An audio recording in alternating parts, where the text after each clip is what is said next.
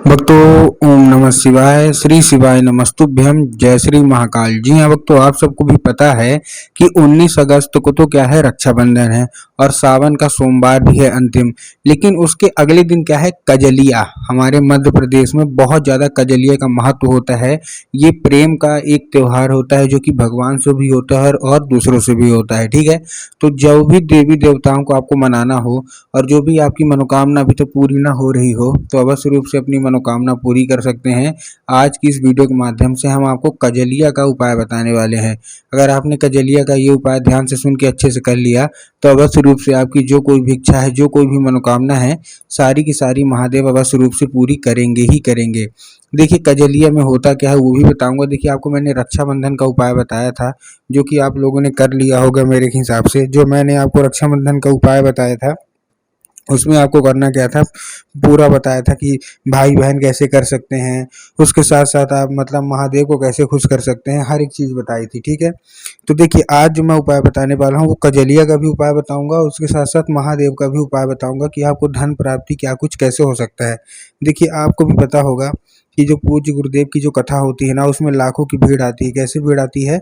लाखों की भीड़ आती है। और जब गुरुदेव की कथा में लाखों की भीड़ आती है, तो वहाँ ज़्यादातर जो भक्त रहते हैं वो क्या करते हैं, पत्र के द्वारा, किसके द्वारा, पत्र के द्वारा अपनी मनोकामना गुरुदेव तक पहुँचाते हैं। तो अभी गुरुदेव की कथा चल रही थी, आज से 4 से 5 महीना पहले की बात है। गुरुदेव की कथा चल रही थी, उसमें भी बहुत सारे लोग आए और बहुत सारे लोगों की मनोकामना पूरी हुई। लेकिन आपको एक चीज़ बताना चाहूँगा पिछले साल की कथा के बारे में। जब गुरुदेव की पिछले साल की कथा चल रही थी और ये रक्षाबंधन के पहले ही चल रही थी, तो रक्षाबंधन का भी उपाय गुरुदेव ने बताया, लेकिन उसके साथ साथ कजलिया का भी उपाय बताया था, धन प्राप्ति के लिए, कर्जा मुक्ति के लिए, सबके लिए। देखिए, आपको भी पता होगा कि जब गुरुदेव की कथा होती है ना, तो उसमें लाखों की भीड़ आती है। कैसे भीड़ आती है? लाखों की भीड़ आती है। और जब गुरुदेव की कथा में लाखों की भीड़ आती है, तो वहाँ ज़्यादातर जो भक्त रहते हैं वो क्या करते हैं, पत्र के द्वारा, किसके द्वारा, पत्र के द्वारा अपनी मनोकामना जो भी उनकी रहती है, पत्र के द्वारा अपनी मनोकामना गुरुदेव तक पहुँचाते हैं। तो गुरुदेव की कथा चल रही थी, पिछले साल की बात है, गुरुदेव की कथा चल रही थी और गुरुदेव की कथा में लाखों की भीड़ आई। अब जब गुरुदेव की कथा में लाखों की भीड़ आई, तो वहाँ ज़्यादातर जो भक्त थे उन्होंने क्या किया, पत्र के द्वारा अपनी मनोकामना गुरुदेव तक पहुँचाई। अब जब गुरुदेव के पास पत्र पहुँचा और गुरुदेव ने पत्र पढ़ा, तो वहाँ गुरुदेव ने देखा कि ज़्यादातर जो भक्त है ना, उनकी बहुत अलग अलग मनोकामना है। किस क्या मनोकामना है? किसी की धन प्राप्ति की मनोकामना है, किसी की कर्जा मुक्ति की मनोकामना है, किसी की कोई और, किसी की कोई और, मतलब तरह तरह की अपनी अपनी मनोकामना है। और सब यही मांग रहे हैं गुरुदेव से कि गुरुदेव कोई न कोई उपाय बता दें ताकि हमारी मनोकामना पूरी हो जाए। जब गुरुदेव ने देखा, तब गुरुदेव ने 2 से 3 उपाय बताए और कहा, केवल और केवल ये उपाय कर लेना, तुम्हारी जो भी इच्छा है, जो भी मनोकामना है, अवश्य रूप से मनोकामना जो है ना, वो पूरी होगी ही होगी। अब जब गुरुदेव ने उपाय बताया, कजलिया का भी उपाय बताया था, ठीक ना, कि गुरुदेव से बोला था कि कजलिया का भी उपाय कर लेना, मन को सबकी मनोकामना जब पूरी हुई, तो वही लोग गुरुदेव की कथा में मात्र 1 से 1.5 महीने के बाद वापस आए। अब जब वही लोग गुरुदेव की कथा में वापस आए, तो उन्होंने क्या किया, फिर से एक बार गुरुदेव को पत्र लिखा। लेकिन ये वाला जो पत्र था, ये गुरुदेव को धन्यवाद के रूप में पत्र था कि गुरुदेव धन्य हो आपका, आपके द्वारा बताया गया उपाय हमने कर लिया है, हमारी सारी की सारी इच्छा, सारी की सारी जो मनोकामना है वो पूरी हो गई है। आपके द्वारा जो भी उपाय थे हमने सब कर लिया है। अब जब गुरुदेव ने मतलब सबकी मनोकामना पूरी हो गई, तो चलिए, हम आपको भी अगर जानना है कि आखिर ऐसा कौन सा उपाय है जिसको करने मात्र से मनोकामना पूरी होती है, तो चलिए हम बताते हैं आपको आज के इस वीडियो के माध्यम से। लेकिन उससे पहले चैनल पे अगर पहली बार आए हैं और आवाज़ मेरी पहली बार सुन रहे हैं, तो वीडियो कर दें लाइक और चैनल को भी कर लें सब्सक्राइब, ताकि पूजनीय पंडित प्रदीप जी मिश्रा के रोज़ नए नए उपाय जो कि मैं उनकी कथा से सुनता हूँ, श्रवण करता हूँ, सबसे पहले मैं आपको प्राप्त करा सकूँ। ठीक, तो देखिए, जो हमारा सबसे पहला उपाय है वो कजलिया का ही उपाय है। आपको 3 कजलिया लेना है और 3 कजलिया लेके पहुँच जाना है कहाँ, सीधा सीधा शिव मंदिर। अब जैसे ही शिव मंदिर पहुँचेंगे, आपको करना क्या है, दक्षिण दिशा में खड़े होना है और उत्तर की ओर अपना चेहरा कर लेना है। अब देखिए, दक्षिण और उत्तर में भी बहुत सारे लोगों के मन में कन्फ्यूजन रहता है कि दक्षिण क्या है, उत्तर क्या है, हमको थोड़ा साफ साफ बताओ। तब गुरुदेव ने साफ साफ बताया कि आपको करना क्या है, आपको जिधर साइड शिव मंदिर हो, आपको अपना चेहरा उधर साइड करके खड़े हो जाना है। ठीक, खड़े हो गए। खड़े होने के बाद आपको एक नाम लेके, कौन सा, महादेव का, बहुत ही सुंदर सा नाम है, श्रम्भेश्वर महादेव। तो बस आपको करना क्या है, आपको श्रम्भेश्वर महादेव का नाम लेके उन्हीं का स्मरण करके आपको चुपचाप क्या कर देना है, आपको अर्पित कर देना है। बस पूज्य गुरुदेव कहते हैं कि अगर आपने केवल केवल इतना ही उपाय कर लिया, तो अवश्य रूप से जो भी मनोकामना है, जो भी इच्छा है ना, वो पूरी होगी ही होगी। ठीक है, ये था हमारा कौन सा पहला उपाय। अब आपको करना क्या है, अभी पूरा उपाय हुआ नहीं है। जैसे आपने अर्पित किया, अर्पित करने के बाद उसे औषधि के रूप में मांगना है कि महादेव इसका जलियों की कृपया करके औषधि के रूप में हमको प्रदान करिए।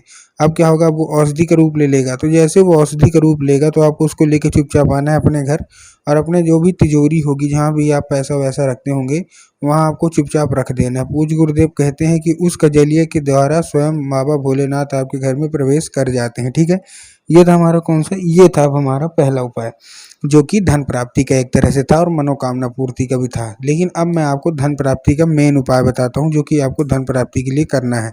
इस उपाय में आपको देखिए करना क्या है। इस उपाय में आपको लेना है 1 लोटा जल, 7 बेलपत्र और 2 से 3 बूंद गंगा जल। ठीक है, क्या क्या लेना, फिर से बोलता हूँ, 1 लोटा जल, 7 बेलपत्र और 2 से 3 बूंद गंगा जल।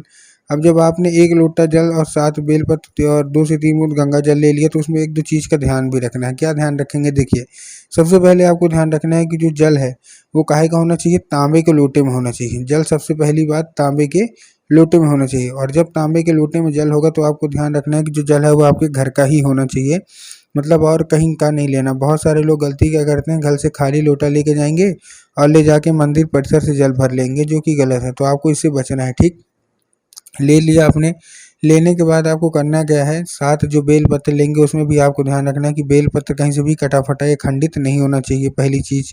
और जो बेल पत्र है वो एक किस्म का होना चाहिए। बहुत सारे लोग क्या करते हैं, एक पत्ती को ही मान लेते हैं बेल पत्र, जो कि गलत है। आपको भी पता है कि एक पत्ती का तो कोई बेल पत्र नहीं होता, 3 पत्ती मिलके जो बेल पत्र बनती है वही बेल पत्र आपको लेना है। ले लिया बेलपत्र, कितने, 7, उसमें 2 से 3 बूंद गंगा जल डाल के पहुंच गए सीधा सीधा शिव मंदिर। अब शिव मंदिर में आपको करना क्या है, आपके दिमाग में होगा कि जाएंगे बाबा भोलेनाथ के ऊपर अर्पित कर देंगे, जो कि गलत है। आपको बाबा भोलेनाथ के ऊपर अर्पित नहीं करना, आपको कहाँ अर्पित करना है, नंदी के ऊपर। देखिए नंदी का एक पैर होता है आगे का, जो कि उठा हुआ होता है। ठीक, बहुत सारे लोग तो नंदी की पीठ में डाल के चले जाते हैं, जो कि गलत है। आपको करना क्या है, नंदी का एक पैर होता है आगे का, जो कि उठा हुआ होता है।